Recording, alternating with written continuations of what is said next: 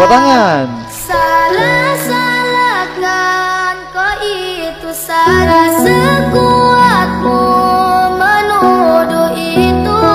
Ku Sama-sama. Kalian mengerti di hati kami ada siapa? hanya baginda Nabi. Allah.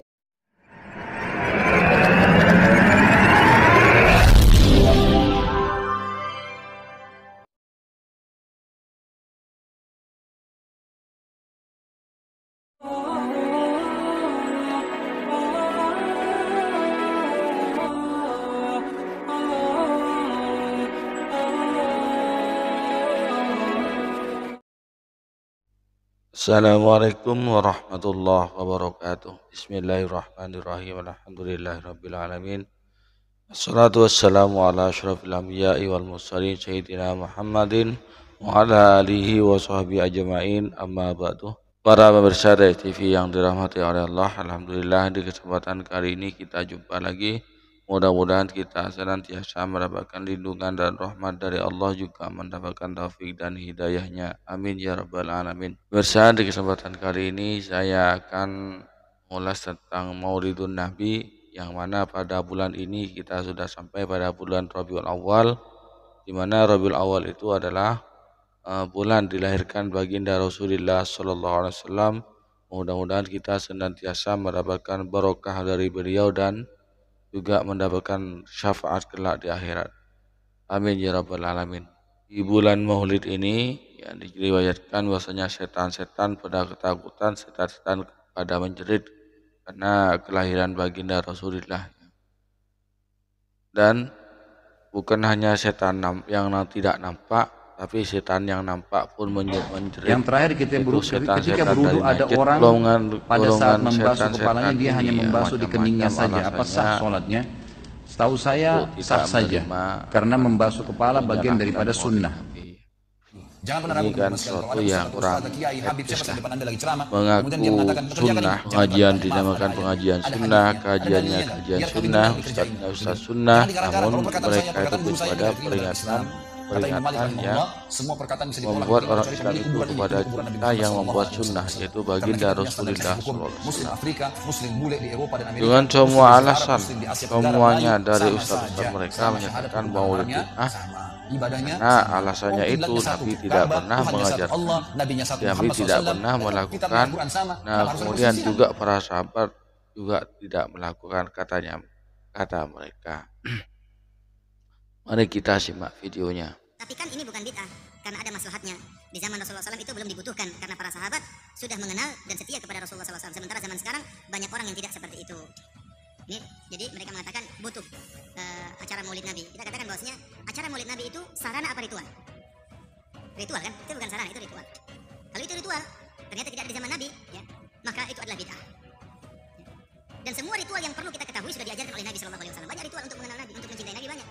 Ritual dengan belajar hadis-hadis Nabi, ritual dengan sholat rawatib, dengan sholat sunnah, kita bisa baca sirah Nabi Shallallahu Alaihi Wasallam. Ya. Oleh karenanya para hadirin dan hadirat yang dirahmati Allah Subhanahu Wa Taala, pendapat yang kuat bahwasanya Maulid Nabi adalah suatu ritual yang tidak pernah diajarkan oleh Nabi dan para sahabatnya, maka kita pun tidak melakukannya. Salah satu di antaranya mereka yang tidak setuju dengan peringatan Maulid, yaitu orang-orang yang merasa paling sunnah, orang-orang yang mengaku sunnah, ya paling sunnah, ya kajian sunnah, ustadznya dinakan ustadz sunnah, bahkan manhajnya dikatakan manhaj sunnah. Cuman anehnya dia tidak mau, artinya sangat membenci dengan peringatan Maulid Nabi kita, ya. Dengan berbagai macam alasan bid'ah lah, tidak dilakukan oleh Nabi lah. Sebetulnya ini sudah tidak relevan lagi, karena fatwa pelarangan Maulid ini dulu itu karena pihak kerajaan ketakutan terhadap serangan balik dari orang-orang Islam. Setelah mereka berhasil merebut tanah Hijaz, yaitu merebut tanah Hijaz, Mekah dan Madinah, mereka itu sangat ketakutan sekali dengan umat Islam yang berkumpul-kumpul. Sehingga kerajaan meminta fatwa kepada Muhammad bin Abdul Wahab bagaimana ini caranya. Kemudian Muhammad bin Abdul Wahab mengeluarkan fatwa. fatwa bahwasanya peringatan Maulid Nabi Muhammad SAW itu bid'ah karena tidak dilakukan oleh Nabi dan para sahabatnya. Agar umat Islam tidak berkumpul, ya, tidak sering kumpul-kumpul kayak itu, yang mana berkumpulkan itu dicurigai dan ditakuti oleh pihak kerajaan, dibuatlah fatwa bahwasanya peringatan Maulid itu bid'ah. Alasannya untuk tidak kumpul-kumpul karena takut kalau ngumpul-ngumpul takut menyusun kekuatan dan memberontak kepada kerajaan Abdul Aziz bin Saud ini. Dibuatlah fatwa Maulid dilarang dengan alasan bid'ah, dengan alasan tidak dibuat Nabi.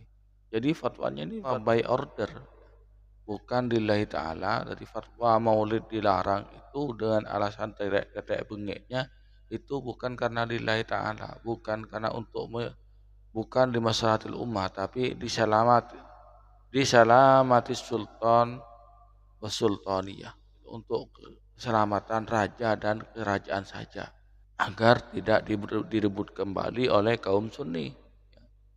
Jadi berbagai macam cara perkumpulan itu dilarang oleh kerajaan dengan berdasarkan fatwa-fatwa dari Muhammad bin Abdul Wahab ini. Dan sekarang itu kalau di Indonesia tidak relevan dengan berbagai macam alasan, apalagi cuman hanya beberapa gelintir manusia yang membid'ahkan. Kami semua umat Islam, mayoritas umat Islam di Indonesia itu sangat cinta baginda Rasulullah dengan cara itu ketika Maulid diantaranya dengan memperingati kelahirannya. Itu mari kita simak tanggapan dari Ustadz Abdul Somad. Peringatan Maulid Nabi katanya bid'ah. Maulid Nabi itu bid'ah. Kalau Maulid Nabi bid'ah berarti panitianya masuk neraka. Jamaah yang datang masuk neraka. Yang paling panas nerakanya yang ceramah. Maka dijawab oleh Imam Jalaluddin Abdurrahman As-Suyuti. Nama kitabnya Al-Hawi Lil Fatawi. Imam Suyuti meninggal tahun 911 Hijrah. Mudah ingatnya, 911, emergensi.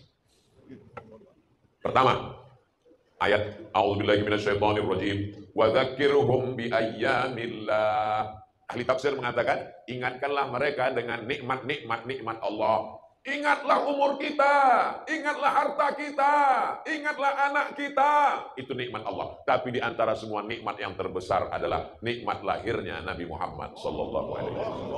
Jadi kalau ada orang buat maulid, itu artinya mengingatkan tentang nikmat yang terbesar. Karena kita tidak pakai Muharram, Safar, Rabiul Awal. Kita pakai Januari, Februari, Maret, April, Mei. Abdul Somad lahirnya bulan Mei. Maybe yes, maybe no.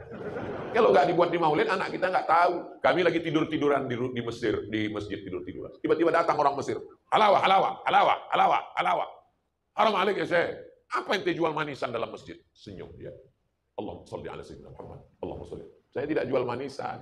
Ini hari ini mau Nabi lahir. Dagangan saya kasih makan-makan. Begitu cara dia mengenalkan Nabi. Jadi maulid itu sederhana. Pas hari kelahiran Nabi, belikan manisan-manisan, bagikan ke anak-anak. Allahumma sholli ala sayyidina Muhammad. Allahumma sholli ala sayyidina Muhammad. Ada apa, Om? Ini hari kelahiran Sayyidina Muhammad SAW. Itu dia tanggapan dari Ustadz Abdul Somad tentang peringatan Maulid. Jadi memang ada dasarnya dari ulama, dari Syekh. Selain dari itu, ya, dalam peringatan Maulid itu yang dititik beratkan bukan kumpul-kumpulnya. Jadi kalau Wahabi yang itu ngumpul-ngumpulnya itu yang jadi masalah. Ya. Peringatan Maulid ini isinya apa? Ya. Isinya itu ada tausiah di sana. Di mana tausiah ini adalah dianjurkan, diperintahkan dalam Al-Quran. Nabi bersabda, "Balighu anni walau ayatan." Sampaikanlah Islam itu dari saya, sampaikanlah ilmu itu dari saya walaupun satu ayat. Di sana juga ada amar ma'ruf nahi munkar, yaitu menyeru orang untuk melakukan kebaikan. Kemudian ada bacaan-bacaan Al-Quran, mana ini dirangkai ada yang dirangkai berurutan secara dirangkai dengan sebuah acara, disusun dengan sebuah acara. Mulai dari pembukaan, membaca surat Al-Fatihah, Gema Wahyu Ilahi, yaitu pembacaan ayat-ayat suci Al-Quran. Setelah itu pembacaan sholawat Nabi. Nah, dalam membaca sholawat Nabi ini yaitu membaca sholawat riwaiyah dan al-barzanji, di mana dalam kedua sholawat ini itu menceritakan tentang sejarah kelahiran Nabi. Nah, letak jeleknya ya, ini dalam rangka yang membacakan sejarah Nabi itu dalam rangka agar kita sebagai generasi muda dan juga adik-adik di bawah kita ya, calon-calon generasi ini itu agar mengenal siapa sih Nabi itu dan bagaimana sirahnya, bagaimana perilakunya, bagaimana akhlaknya, agar bisa diteladani oleh umat Islam. Ya, bagi mereka yang bisa nyantri, bisa menuntut ilmu, bagi mereka yang ada keterbatasan ekonomi, keterbatasan waktu, sehingga mereka itu tidak bisa mencari ilmu, tidak bisa ke pesantren, apalagi ke Mekah, apalagi ke luar negeri untuk mencari ilmu. Ya. Karena kita macam-macam, ada yang punya keterbatasan ekonomi, ada yang memang orang tuanya sakit-sakitan di rumah sehingga tidak memungkinkan untuk mencari ilmu kemana-mana. Ya, oleh karena itu ya, ulama berinisiatif agar peringatan Maulid itu juga diisi dengan pembacaan nabawiyah, yaitu sejarah-sejarah Nabi, itu mulai dari kelahirannya sampai dengan wafatnya. Bagaimana beliau, akhlak beliau, apa tentang ibadah beliau, tentang hubungan beliau dengan sahabatnya, dengan umat Islam, ya. Sehingga kita tahu. Kemudian setelah itu ada silaturahmi sesama umat Islam. Caranya makan bersama. Lah makan bersama ini saling bersedekah. Si A bersama-sama membawa engkung, sama-sama ada yang dinamakan engkung ya, nasi yang di atasnya ada ikan ayamnya, atau apa ya istilahnya kalau bahasa di daerah saya itu ancakan atau ya rasolan kan, seperti itu. Yang mana sedekah ya, bersedekah, saling bersedekah satu sama lain ya. Nah, ini bersedekah ini ya, bersedekah juga dianjurkan oleh Nabi. Nah, kemudian perayaan Maulid itu ya tujuannya mensyukuri atas nikmat Allah, nikmat kelahiran Nabi. Allah berfirman, Bismillahirrahmanirrahim, wa bima rahmatin minallahi wa bidzalika falyafrahu. Dan dengan rahmat yang Allah turunkan kepada kalian, maka dengan hal itulah maka berbahagialah kalian. Jadi kita berbahagia dengan kelahiran Nabi. Kita bersyukur, kita nikmat ya, di antara nikmat yang besar ya ini nikmat kelahiran Nabi, sehingga kita dengan kelahiran Nabi maka kita oleh Allah punya harapan untuk menjadi masuk surga karena dibimbing oleh baginda Rasulullah SAW.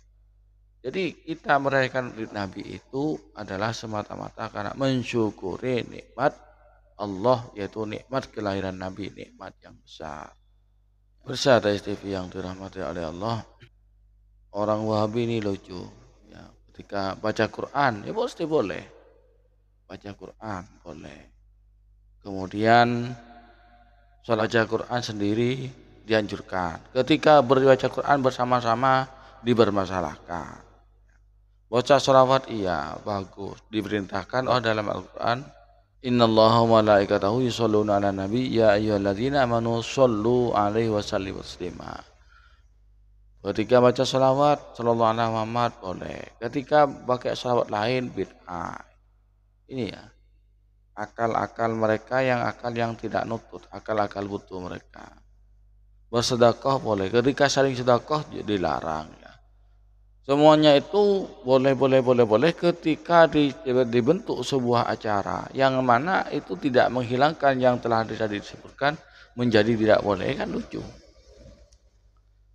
Contohnya tahlilan ya. Tahlilan mereka yang lebih dipahami adalah kumpul-kumpulnya, padahal ya titik beratnya kami dalam tahlilan itu bukan ngumpul-ngumpulnya tapi mendoakan orang yang meninggal ya.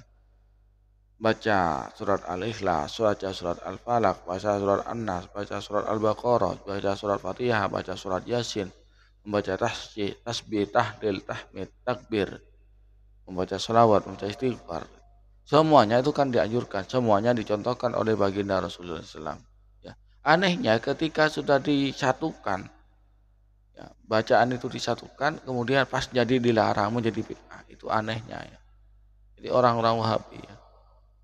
Itu dengan satu kaidah semua yang tidak dibuat oleh Nabi itu bid'ah. Bersama TV yang dirahmati Allah. Jadi intinya merayakan Maulid Nabi itu adalah bersyukur atas nikmat Allah yang Allah berikan kepada kita, yaitu syukur atas nikmat Allah yang Allah berikan kepada kita umat Islam, yaitu hari kelahiran Banda Rasulullah SAW, yang dimana ya jangankan umat Islam yang merayakan, Abu Jahal saja yang dulu sebelum Rasulullah diutus menjadi nabi, waktu lahirnya Nabi Abu Jahal itu sangat bangga dengan kelahiran Nabi sampai memerdekakan budak perempuannya. Nah, diriwayatkan di akhirat itu si Abu Jahal ini mendapat keringanan dan siksa itu setiap hari Senin karena pernah gembira dengan kelahiran Nabi.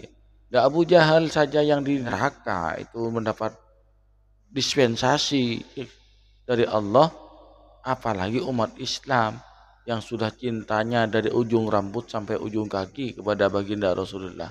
Masa orang cinta kepada Rasulullah itu disalah dengan mempraktekkan dalam bentuk sebuah acara, dan juga bersyukur kepada Allah atas kelahiran baginda Rasulullah SAW. Bersama TV yang dirahmati oleh Allah, mudah-mudahan kita oleh Allah dijadikan orang yang bisa mencontoh baginda Rasulullah, cinta kepada Rasulullah, yaitu bisa mengamalkan sunnah-sunnahnya.